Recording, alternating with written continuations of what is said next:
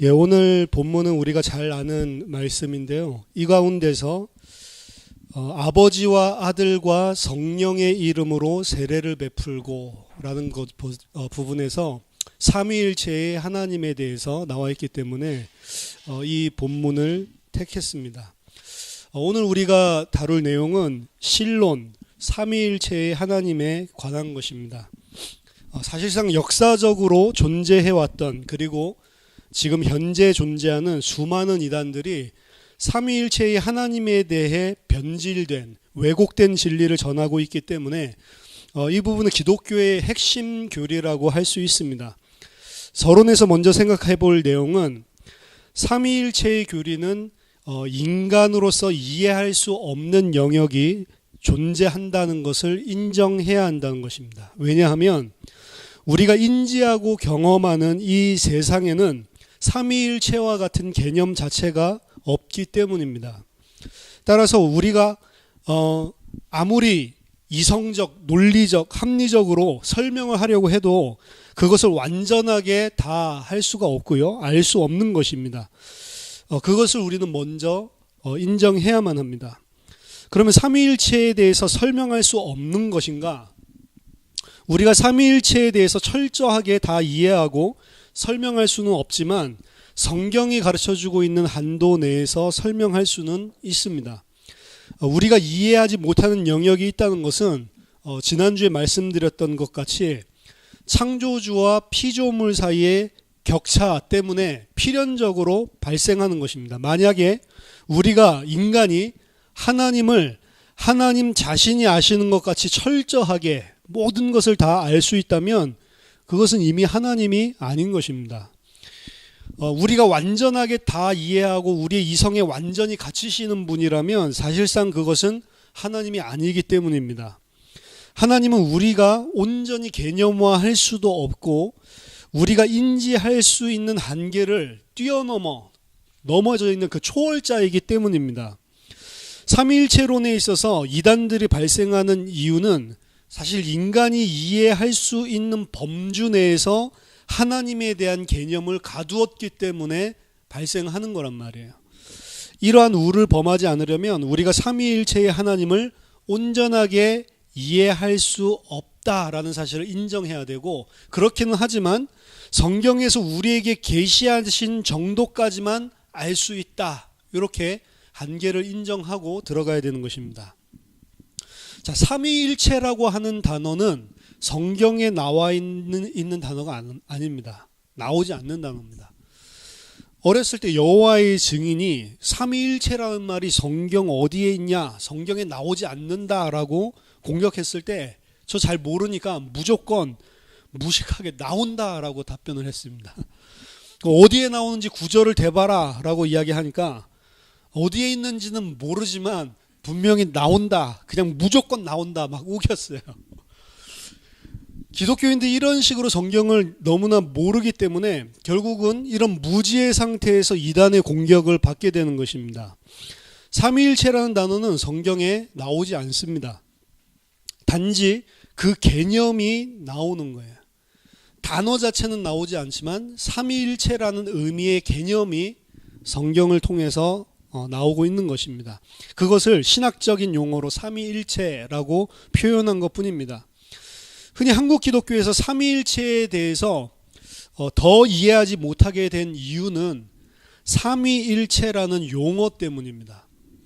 삼위일체는 어디서 나온 용어냐면 라틴어죠. 트레스 페르소네 우나 서브스탄시아. 이 말은 이 말을 한자로 번역한 게 삼위일체라고 지금 했는데 더 정확하게 일체라고, 삼이라고 하는 말은 트레스 페르소네, 쓰리 퍼슨이죠, 영어로. 그러니까 세 인격이라고 하는 의미를 가지고 있고요. 세 인격이라고 하는 것과 그리고 그 세 인격이 우나 서브스탄시아, 원 서브스탄스, 정확하게는 하나의 본질이라는 의미입니다. 그러니까 세 분의 인격, 세 인격과 하지만 하나의 본질, 그게 우리가 번역해 놓은 한자로 표현한 삼위일체라는 표현이에요. 이것을 일체라고 번역을 했기 때문에 한 몸, 이 체라는 것은 몸체잖아요. 한 몸으로 이해를 합니다. 그러니까 독립되어진 인격인 세 분이시지만 동시에 한 몸을 가지고 있다라는 개념이 생기면서 훨씬 더 난해해진 거란 말이에요. 원래의 의미는 세 분의 독립된 위격, 인격이시지만 각각의 세 위격의 하나님이 본질적으로 동일하시다라는 의미입니다. 즉 성부, 성자, 성령 하나님은 각각의 인격을 가지신 독립된 존재이지만 그 각 삼위의 하나님의 본질과 능력과 영원성이 완전히 동일하다라는 것입니다. 따라서 성부는 성자나 성령이 아니시고 독립된 인격이니까 성자는 성부나 성령이 아니시고 성령도 성부나 성자가 아닙니다. 하지만 이거는 삼위에 대한 거예요. 서로 독립된 인격이라는 거고요. 그렇기 때문에 삼위, 세 인격으로 존재하시기 때문에 삼위의 하나님은 서로 같이 대화도 하고 계획도 세우고 교제도 하시는 거란 말이에요. 하지만 본질상 성부도 온전한 하나님이고 성자도 온전한 하나님이시고 성령님도 온전한 하나님이시라는 거예요. 따라서 그 삼위의 하나님의 대화, 계획을 세우는 것, 이거는 완전히 동일할 수밖에 없죠. 생각이나 계획 세우는 거나 이 모든 것들이 다 통할 수밖에 없는 거, 완전히 하나죠. 왜냐? 동일하다고 하니까 본질이.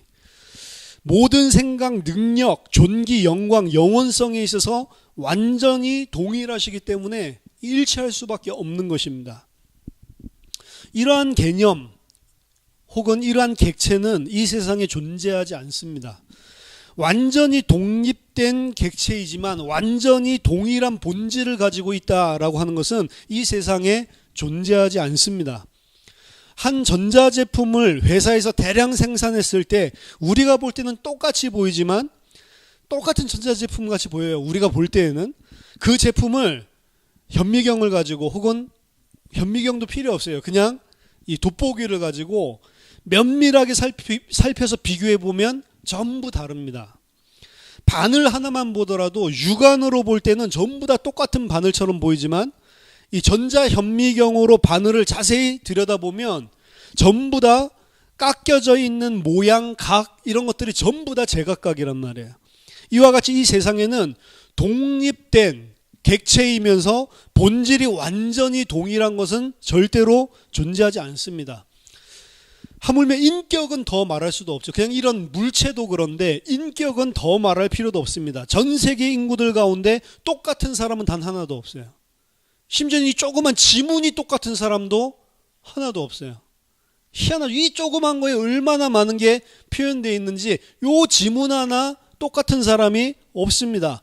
일란성 쌍둥이라 하더라도 자세히 보면 외모도 다를 뿐만 아니라 생각하는 것이라든지 성격, 성향 자체는 완전히 다른 것입니다. 따라서 삼위일체를 견주어서 우리가 설명할 수 있는 대상이나 개념은 이 세상에 존재하지 않는 것입니다.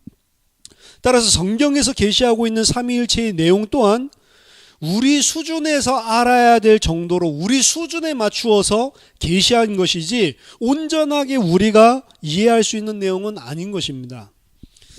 이러한 삼위일체의 내용에 대해서 인간이 납득할 만한 수준으로 정리하는 데에서 진리가 왜곡되고 변질된 것입니다. 그 중에 몇 가지를 대표적인 것들을 소개하겠습니다. 첫째로 가장 대표적이고 또한 많은 사람들이 오해하고 있는 것이 바로 양태론, 모달리티라고 하는데요. 영어로는 양태론이에요. 양태론은 유대교적인 유일신론 사상을 그대로 유지하면서 삼위의 하나님을 설명하려고 하다 보니까 발생하게 된 유대화된 이단 사상이라고 말할 수 있습니다. 즉 하나님은 유일하신 하나님이잖아요. 유대 사상에서 하나님은 유일하신 하나님이신데 어떻게 삼위의 하나님이 존재할 수 있냐? 그것은 하나님이 구약에서는 성부의 모습으로, 한 하나님이 구약에서는 성부의 모습으로, 신약에서는 육신을 입고 이 땅에 오신 성자의 모습으로, 그리고 교회 시대에는 성령의 모습으로 일하시는 것이다. 같은 하나님이지만 그 하시는 구속사역의 내용에 따라서 다른 모습으로 보여주는 것뿐이라는 겁니다. 똑같은 한 사람이 가정에서는 아내에게는 남편으로, 그리고 자식에게는 아버지로, 그리고 회사에서는 부장으로 역할을 하는 것과 같이 하나님을 이해하는 거죠. 마찬가지로 물이 존재하는 방식이 고체인 얼음으로 존재할 수도 있고, 액체인 물로 존재할 수도 있고, 기체인 수증기로 존재하는 것과 같이 하나님은 역사적인 상황에 따라 다른 모습으로 나타나 보이는 것처럼 이렇게 설명하는 것이 바로 양태론입니다. 이렇게 알고 있는 사람들이 많단 말이에요. 또 이렇게 설명하는 사람도 많고, 이것은 삼위 세 인격, 독립된 인격의 하나님이라고 하는 부분을 왜곡한 것입니다. 성경의 계시는 점진성을 가지고 나타나고 있는데, 처음부터 모든 것을 계시한 것이 아니고 시간이 흐름에 따라 점점 더 분명하고 온전하게 계시를 하시는 겁니다. 따라서 신약 성경에 와서야 비로소 하나님의 계시가 명확하게 드러나는 거예요. 하나님의 계시가 온전하게 드러난 신약 성경에서는 분명하게 유일하신 하나님 안에 세 위격의 하나님이 존재하고 계심을 보여주고 있습니다. 단일신, 숫자적 개념으로 한 분의 하나님이 구약시대, 신약시대, 교회시대에 다양한 역할을 하는 게 아니란 말이에요. 한 하나님, 갓헤드 안에 세 위격의 하나님이 계심을 이야기하고 있습니다. 그게 신약에서 온전하게 계시된 거란 말이에요. 그 구약에는 그 흔적이 없냐? 구약에도 흔적들이 많이 있습니다. 엘로힘이라고 하는 그 복수로 썼다. 그거에 통해서는 우리는 많은 걸 알 수 없지만, 우리가라고 하는 이런 표현에서도 알 수 있고, 또 하나님의 하나님에게 이런 표현도 있어요. 하나님에게 어떻게 또 하나님이 있을 수 있어요?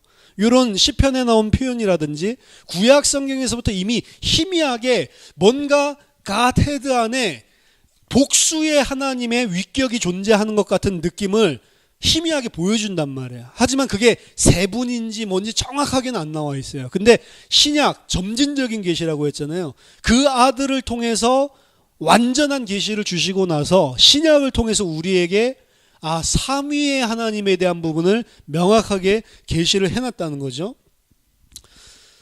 따라서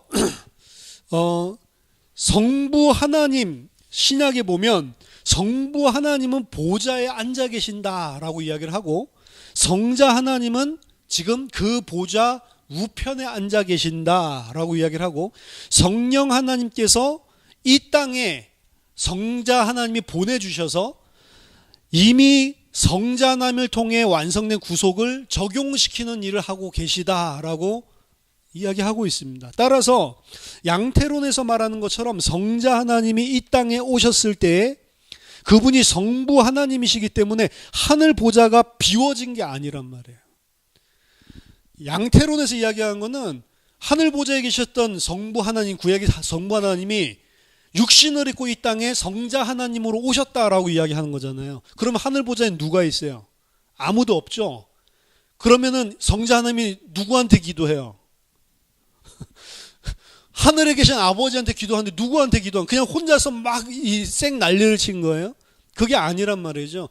성부 하나님은 그대로 하늘 보좌에 계시고 성자 하나님이 육신을 입고 이 땅에 오신 거란 말이에요. 그래서 성자 하나님이 이 땅에 인간의 모습으로 오셨을 때 성부 하나님께 기도하는 거예요. 분명히 다른 위격으로, 인격으로 존재하신단 말입니다. 그래서 성부 하나님은 여전히 하늘 보좌에 계셨고 성자 하나님이 이 땅에 육신을 입고 오신 거예요. 그래서 예수님은 이 땅에 오셔서 성부 하나님께 기도할 수가 있는 것입니다. 그냥 빈 보좌를 향해서 독백으로 말씀하신 것이 아니고 실제로 하늘 보좌에 앉아 계신 성부 하나님을 보면서 기도한 거란 말이에요. 자, 두 번째 잘못된 의견이 양자론 혹은 종속론이라고 하는 주장입니다. 양자론은 그리스도의 온전한 신성을 인정하지 않는 거예요. 이건 어디를 인정하지 않는 거냐면 일체의 하나님, 한 본질을 가지고 있다. 이 부분을 인정하지 않는 것입니다. 즉 양자론을 주장하는 사람들은 예수님은 이 땅에 오셨을 때 처음에는 우리와 똑같은 그냥 사람이었다라고 이야기하는 거예요. 근데 예수님께서 세례를 받으실 때에 비로소 하나님이 성령을 통해서 신적인 요소를 부여했다라고 주장을 하는 것입니다. 따라서 예수님은 이후로부터 여러 가지 신적인 기적과 능력을 행할 수 있었다는 거예요. 그들은 하나님은 성부 하나님의 한 분이시고 예수님은 후에 성령을 통해서 하나님과 역동적인 아들로서의 관계를 가지게 된 것뿐이다 라고 말을 합니다. 이러한 점에서 양자론을 역동적 단일신론이라고 부르는 거예요. 그들은 예수님께서 성령을 통해 하나님의 양자가 되었기는 하지만 예수님은 성부 하나님과는 같은 존재가 아니라고 말을 합니다.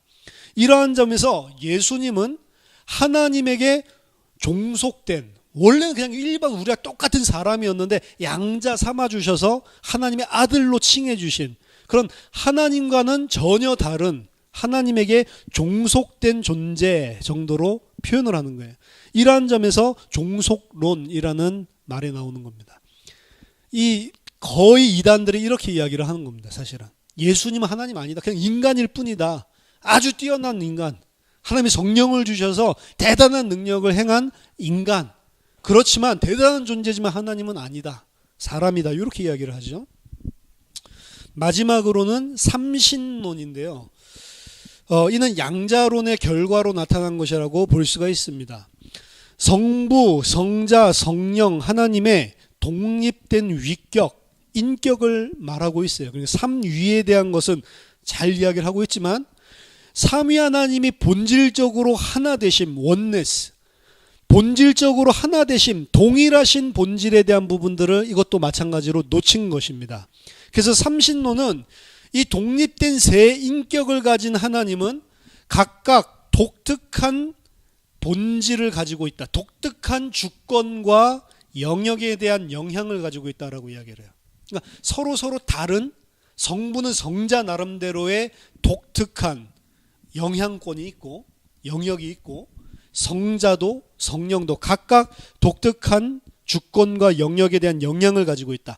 그 영향이 합쳐져서 전지전능함을 이룬다라고 보는 것입니다.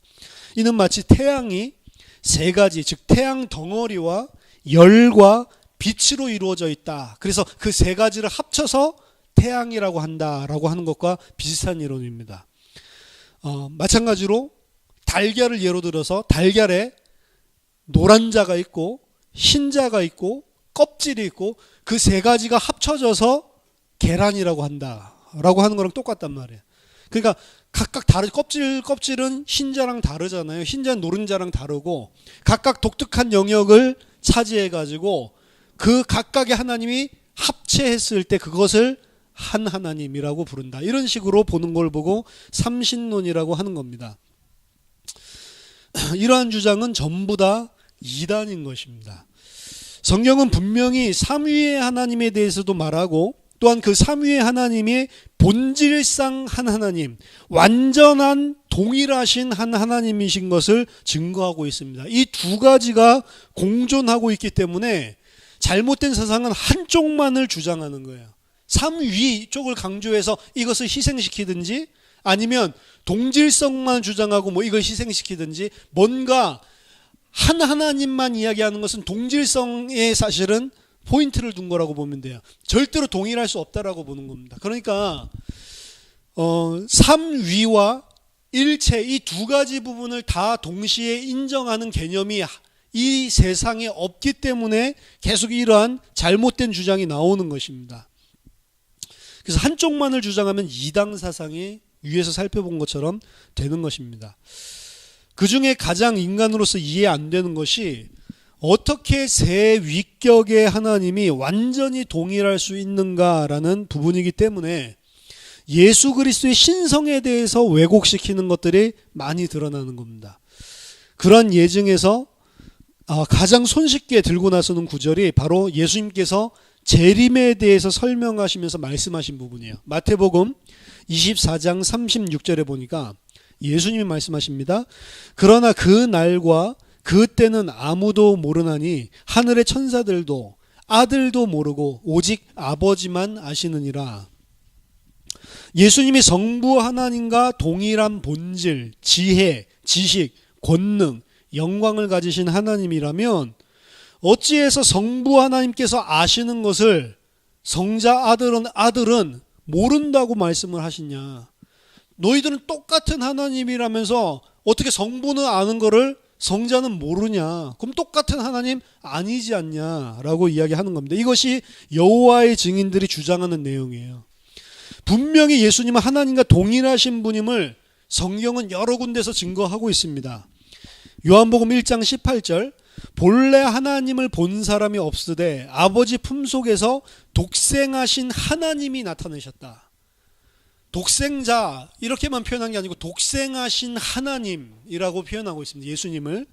요한일서 5장 20절에 또 이 아는 것은 하나님의 아들이 이르러 우리에게 지각을 주사 우리로 참된 자를 알게 하신 것과 또한 우리가 참된 자 곧 그의 아들 예수 그리스도 안에 있는 것이니 그는 참 하나님이시오 영생이시라. 예수님을 하나님이시다라는 정도가 아니고 여기서는 예수님을 참 하나님이시다라고 요한일서 5장 20절에 분명히 증거하고 있습니다. 요한복음 20장 27절 28절에서도 도마에게 이르시되 내 손가락을 이리 내밀어 내 손을 보고 내 손을 내밀어 내 옆구리에 넣어보라. 그리하고 믿음 없는 자가 되지 말고 믿는 자가 되라. 28절에 도마가 대답하여 가로되 나의 주시며 나의 하나님이십니다. 도마는 부활하신 예수님을 나의 주시며 나의 하나님이시라고 분명히 고백했습니다. 마찬가지로 예수님도 요한복음 10장 30절에서 직접 나와 아버지는 하나이니라 라고 말씀을 하셨고 아버지를 보여달라고 요구하는 빌립에게 요한복음 14장 9절에 나를 본 자는 아버지를 보았거늘 어찌하여 아버지를 보이라 하느냐라고 책망을 하셨습니다. 또한 빌립보서 2장 6절에서 7절에서도 바울도 그는 근본 하나님의 본체시나 하나님과 동등됨을 취할 것으로 여기지 아니하시고 오히려 자기를 비워 종의 형체를 가지사 사람들과 같이 되셨고 라고 예수님의 자의적인 낮아지심에 대해서 증거하셨습니다. 만약에 예수 그리스도께서 원래부터 하나님과 동등하신 분이 아니시고 하나님의 본체가 아니고 원래부터 성부 하나님보다 열등한 분이었다고 한다면 이렇게 자신을 낮추셨다라고 하는 빌립보서 2장 6절 7절에서 말하고 있는 논리가 전혀 통하지가 않는 거죠. 성립이 안 되는 겁니다. 그러면 마태복음 24장 36절에서 마지막 재림의 때를 성부만 아시고 성자는 알 수 없다라고 하는 말은 무슨 말입니까? 어떻게 이거를 표현한 것입니까? 여호와의 증인식으로 마태복음 24장 36절을 설명한다면 굉장히 쉽겠죠, 이해하기가. 하지만 그렇게 설명할 경우에는 좀 전에 살펴본 것처럼 예수님이 참 하나님이시오 아버지와 동일하신 하나님이라고 이야기하고 있는 다른 성경 구절들은, 성경의 부분들은 설명이 불가능한 것입니다. 삼위를 설명하지만 일체라고 하는 한쪽을 희생시키면서 그렇게 하는 거예요. 그러면 그렇죠? 그러니까 항상 이단 사상은 한쪽을 희생을 한다니까.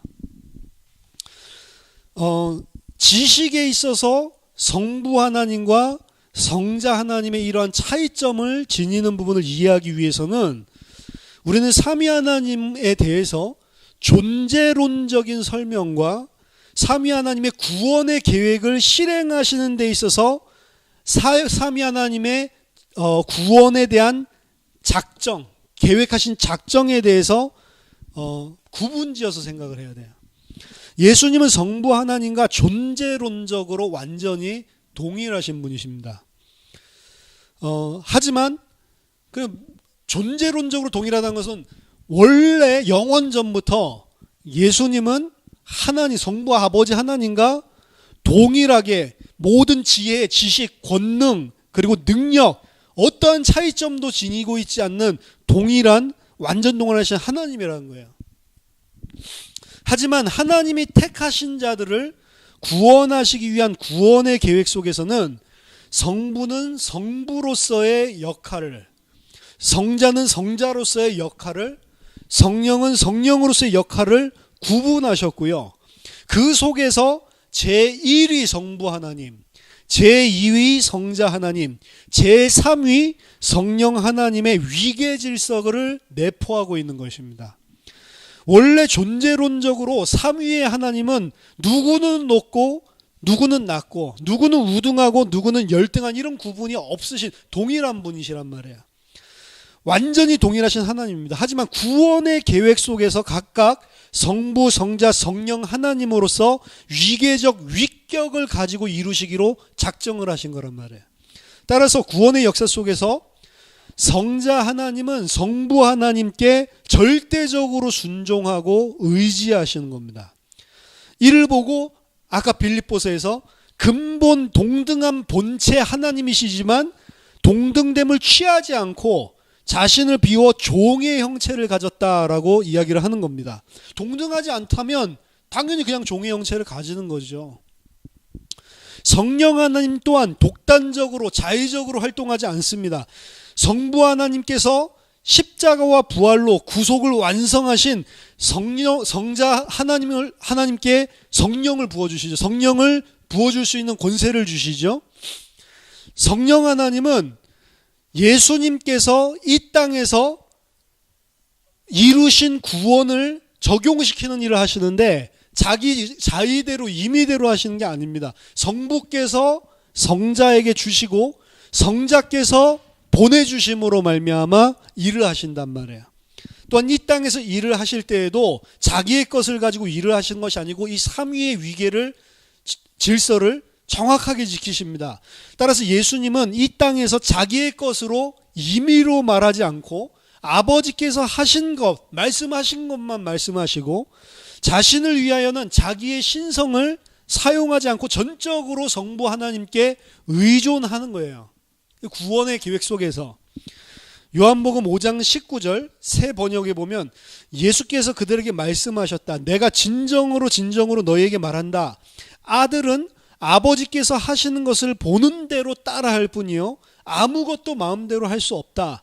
아버지께서 하시는 일은 무엇이든지 아들도 그대로 한다. 요한복음 5장 30절에는 나는 아무것도 내 마음대로 할 수 없다. 나는 아버지께서 하라고 하시는 대로 심판한다. 내 심판은 올바르다. 그것은 내가 내 뜻대로 하려 하지 않고 나를 보내신 분의 뜻대로 하려 하기 때문이다. 요한복음 8장 28절에 그러므로 예수께서 그들에게 말씀하셨다. 너희는 인자가 높이 들려 올려질 때야 내가 곧 나라는 것과 또 내가 아무것도 내 마음대로 하지 아니하고 아버지께서 나에게 가르쳐 주신 대로 말한다는 것을 알게 될 것이다. 자, 예수님은 이 땅에서 절대로 자의적으로 임의적으로 하지 않고 모든 것을 아버지의 뜻대로만 행하셨고 아버지가 말씀하신 것대로만 말씀하셨단 말이에요. 그게 성자가 절대적으로 성부 하나님의 위계 질서에 순종하고 낮추셔서 복종했다라는 그런 의미입니다. 마찬가지로 성령 하나님 또한 자기 마음대로 사역하지 않으십니다. 성자 하나님께 들은 것만 말씀하시고 성자 하나님의 영광을 나타내고 성자 하나님의 것을 가지고 성도들에게 알려주십니다. 요한복음 16장 13절 15절 그러나 진리의 성령이 오시면 그가 너희를 모든 진리 가운데로 인도하시리니 그가 스스로 말하지 않고 오직 들은 것을 말하며 장래 일을 너희에게 알리시리라. 그가 내 영광을 나타내리니 내 것을 가지고 너희에게 알리시겠습니다. 무릇 아버지께 있는 것은 다 내 것이라. 그러므로 내가 말하기를 그가 내 것을 가지고 너희에게 알리시리라 하였노라. 예수님의 것을 가지고 성령이 알리시는데 예수님께 누구 거라고요? 아버지 것. 그러니까 아버지와 아들의 것으로 영광을 나타내시는 분이 성령이란 말이에요. 따라서 삼위의 하나님의 구원의 계획을 실행하심에 있어서는 성자는 성부에게 그리고 성령은 성부와 성자에게 온전히 순종하는 위계 질서를 위계 질서 안에서 이 구속 사역을 행한다라고 하는 것을 보여주는 것입니다. 따라서 예수님께서 마지막 때는 아들도 알 수 없고 오직 아버지만 아신다라고 하는 것은 존재론적으로 예수님이 하나님이 아님을 말하는 게 아니고요.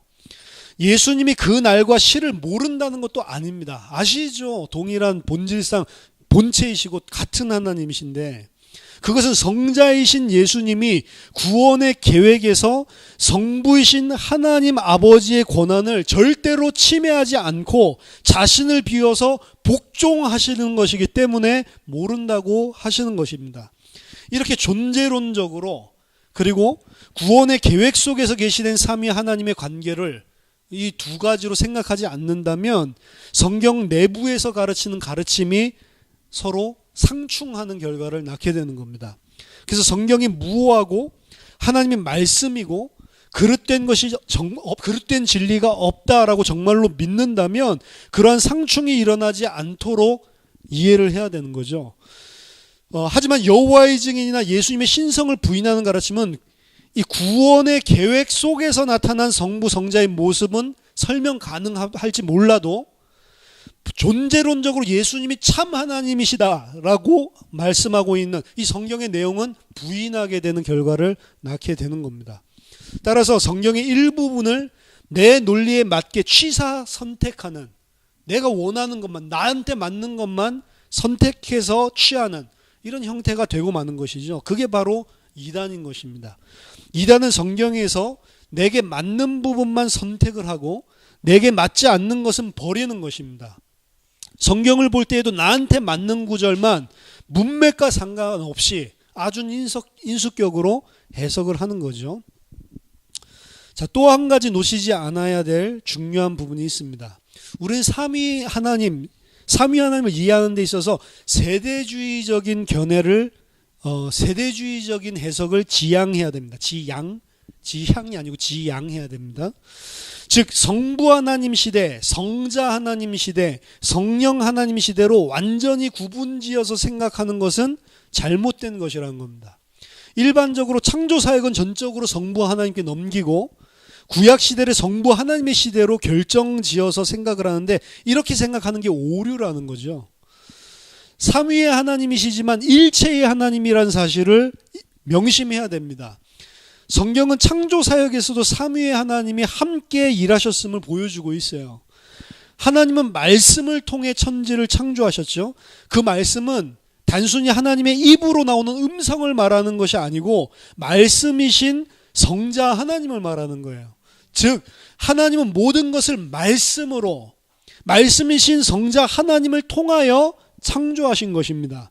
따라서 바울은 이렇게 말합니다. 골로새서 2장 15절에서 17절, 그는 보이지 아니하시는 하나님의 형상이시요 모든 피조물보다 먼저 나신 이시니 만물이 그에게서 창조되되 하늘과 땅에서 보이는 것들과 보이지 않는 것들과 혹은 왕권들이나 주권들이나 통치자들이나 권세들이나 만물이 다 그로 말미암고 그를 위하여 창조되었고 또한 그가 만물보다 먼저 계시고 만물이 그 안에 함께 섰느니라. 만물이 그에게서 창조되되, 이렇게 이야기하고 있습니다. 성부 하나님께서 창조하셨지만 성자 하나님은 창조 사역 때에 다른 곳에서 쉬고 계신 게 아니란 말이에요. 그 창조 사역에 성자 하나님도 주도적으로 함께 일을 하셨다라는 겁니다.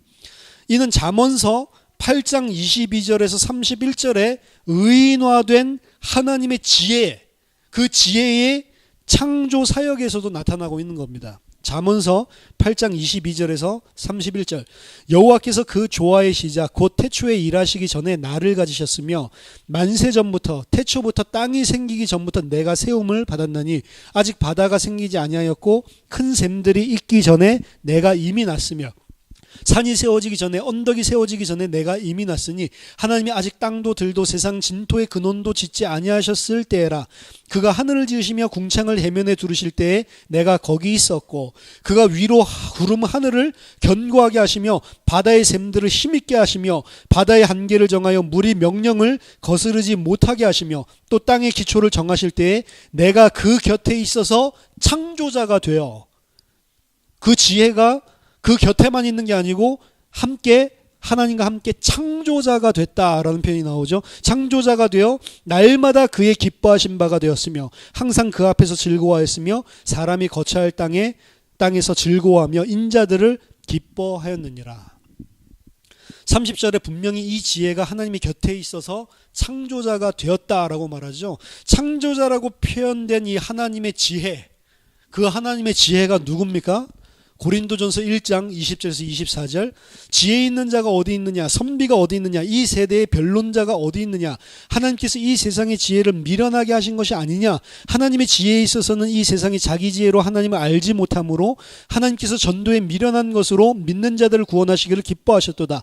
유대인은 표적을 구하고 헬라인은 지혜를 찾으나 우리는 십자가에 못 박힌 그리스도를 전하니 유대인에게는 거리끼는 것이요 이방인에게는 미련한 것이로되 오직 부르심을 받은 자들에게는 유대인이나 헬라인이나 그리스도는 하나님의 능력이요 하나님의 지혜니라. 그 하나님의 지혜의 실체는 그리스도잖아요. 하나님의 지혜는 바로 그리스도입니다. 따라서 신구약 모두 다 예수 그리스도께서 창조 사역에 함께 하셨을 뿐만 아니라 바로 그리스도께서 세상을 창조하셨다라고 말하는 거란 말이에요. 또한 창세기 1장 2절에 나와 있듯이 창조 사역에 성령이신 하나님의 신, 성령도 동일하게 일하셨음을 분명하게 보여주고 있습니다. 따라서 성삼위 하나님은 창조 사역에 함께 주도적으로 참여하신 것을 알 수 있습니다. 마찬가지예요. 구속 사역에 있어서도 성자 하나님이 홀로 십자가를 지시고 대속 사역을 하신 것이 아니고 성부, 성자, 성령 하나님이 함께 역사하신 것입니다. 이는 처음 예수님이 공생의 사역을 하기 위해 세례 요한에게서 세례를 받으시는 장면에서부터 바로 확인 가능한 거예요. 예수님이 세례받고 올라오실 때 성부 하나님께서 예수님을 이는 내 기뻐하는 자, 내 사랑하는 아들이다 라고 확증을 해주셨고, 그리고 그 위에 성령님께서 비둘기같이 임하셨죠. 기름 부으심으로 모든 공생의 사역을 함께 하신 것입니다. 따라서 우리는 구약시대, 신약시대, 교회시대 전체를 걸쳐서 삼위의 하나님께서 함께 일하고 계심을 분명히 해야 된단 말이에요. 이 점을 간과하기 때문에 그릇된 세대주의적인 신앙이 자리 잡게 되는 겁니다. 오늘부터 성부시대, 성자시대, 성령시대라고 하는 이 3시대 구분 짓는 듯한 이 모든 생각들을 지워버리셔야 돼요. 지금은 성령시대입니까? 아니란 말이에요. 지금도 삼위의 하나님이 동일하게 역사하시는 겁니다. 왜냐, 그 성령은 성부 하나님과 성자 하나님의 뜻대로만 움직이시는 거라니까. 근데 어떻게 성령 하나님의 시대고 옛날에는 성부 하나님의 시대고 어떻게 이렇게 이야기를 하냔 말이에요. 이게 다 세대주의적인 발상에서 나온 아이디어라니까요. 자, 삼위일체의 하나님을 이해함에 있어서 이 정도만 이해하면 어느 정도 틀을 갖춘 것입니다. 이 정도만 정확하게 이해하고 내 것으로 가지고 있어도 삼위일체에 대해서 잘못된 지식을 대할 때 어느 정도 분별할 수가 있는 거예요. 하지만 우리 신앙생활에 진정한 도움이 되는 삼위일체 하나님에 대해서 이해를 하려면 조금 더 구원론적인 각도에서 생각을 해봐야 합니다. 우리는 단순하게 구원의 계획에 있어서 성자 하나님께서 자신을 비워서 낮아진 거구나, 이렇게 생각을 해서는 안 되는 것입니다. 먼저 하나님께서 그렇게 열심으로 행하시는 구원에 대해서 다시 한번 생각해 봐야 됩니다. 저는 N.T. 라이트의 주장에 전적으로 동의를 하는데, 그동안 기독교에 있어서 핵심은 인간의 구원이었고, 인간의 구원 문제는 정말로 인간에게 필요한 것이고 중요한 것이 맞습니다. 하지만 그동안 그 구원에 너무 포커스를 둔 나머지, N.T. 라이트이 이야기하는 겁니다. 하나님께서 처음 인간을 창조하신 원래의 목적에 대한 부분을 잊어버린 것이 문제다라고 봤습니다.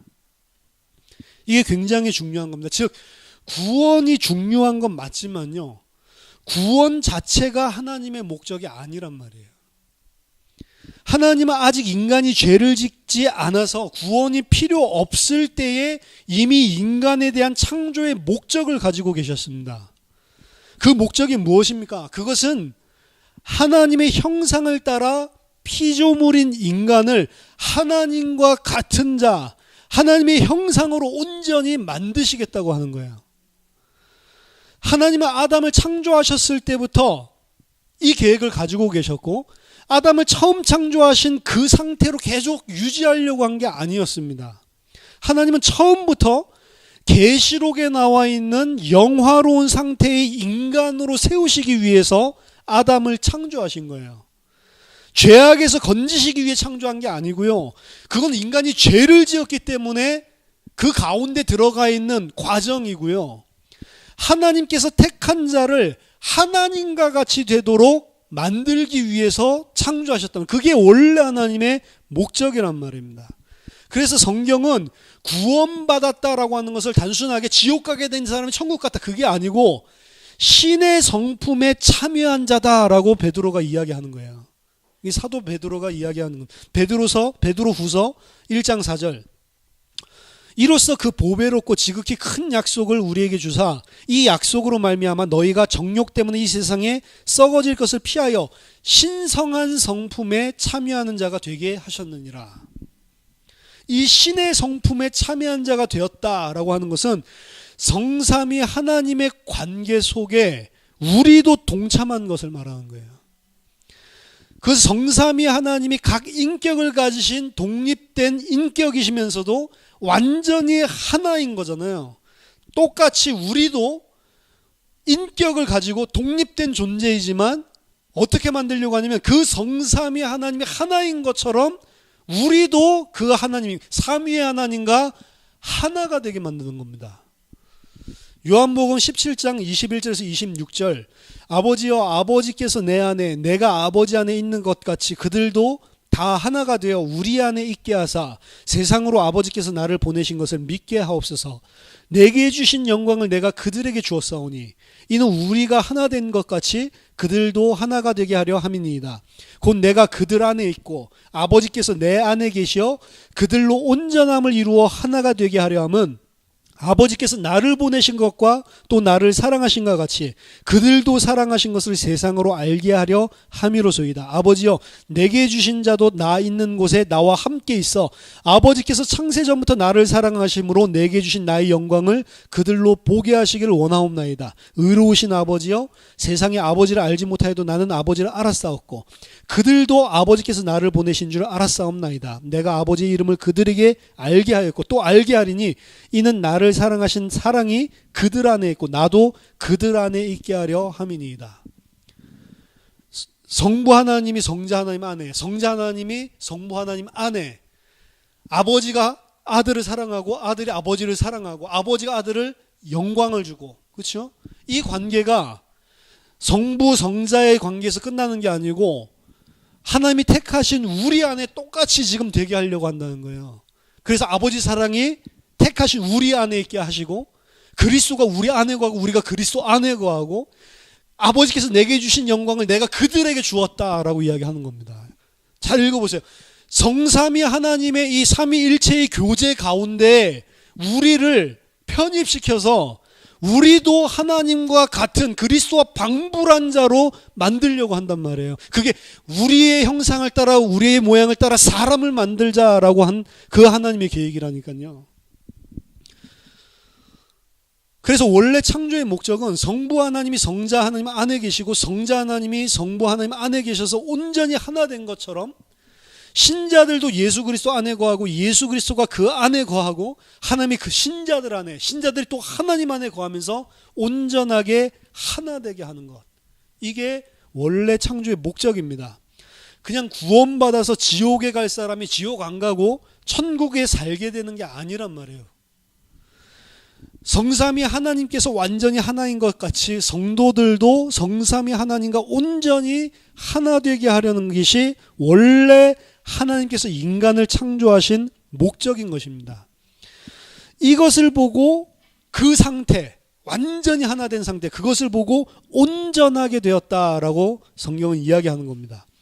하나님은 아담을 벌거벗은 채로 영원히 사는 존재로 창조하신 것이 아니고 그 벌거벗은 아담이 흰 세마포 옷을 입고 하나님과 하나 되게 하기 위해서 창조하신 거란 말이에요. 그래서 게알더스보스는 종말론이 구원론을 앞선다라고 이야기한 거예요. 구원이 먼저가 아니라, 구원은 종말을 이루기 위해서 필요하기 때문에 구원론이 들어간 거지, 범죄 때문에. 종말론이 먼저란 말이에요. 그게 하나님의 목적이란 말이에요.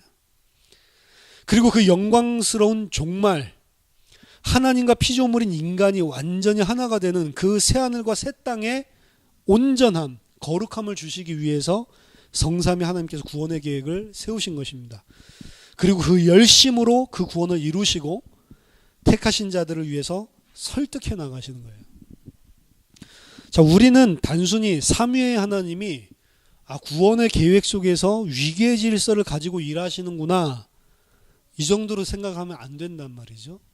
그렇게 계시는구나, 이게 아니고, 이 구원을 이루시기 위해서 삼위의 하나님께서 행하신 일들, 그 희생과 사랑을 봐야 됩니다. 원래는 삼위의 하나님은 본질상 동일하신 한 하나님이잖아요. 위계가 존재하지 않습니다. 하지만 자발적으로 우리를 하나님의 본질상 동일한 하나님과 우리를 하나님의 영광 속에 참여한 자로, 하나님의 신성에 참여한 자로 우리를 높이시기 위해서 그 위계를 작정하신 거예요. 그리고 성자 하나님은 무소부재라고 하는 하나님만이 가지고 있는 특별한 속성을 버리고 영원히 육체에 갇히시면서까지 낮아지셔서 우리를 그 삼위 하나님의 하나됨에 편입시켜 주려고 하신 것입니다. 그것이 아무 가치 없는 하나님을 대적하고 있는 원수인 우리를 위해서 삼위의 하나님이 그 계획을 세우시고 친히 그 일을 감당하면서 낮아진 게 이 구원의 계획 속에서의 삼위일체 위계란 말이에요. 우리를 위해 얼마나 사랑을 하고 모든 것을 다 희생하셨는지를 보여주는 하나님께서 쏟아주시는 사랑을 표현한 것입니다. 그냥 교리적으로 삼위일체 이게 아니란 말이에요. 그래서 히브리서 기자는 히브리서 2장 3절에 우리가 이같이 큰 구원을 등한히 여기면 어찌 보응을 피할 수 있겠냐라고 이야기하는 겁니다. 하나님의 본체이신 예수 그리스도께서 그렇게 자신을 비워서 종의 형체로 오시면서 영원히 육체에 갇히면서까지 우리를 구원하기 위해서 오셨는데, 그렇게 해서 우리에게 구원을 허락하셨는데, 그 예수 그리스도를 하나님 아니라고 하는 자들이 어떻게 하나님의 심판을 피할 수 있겠습니까?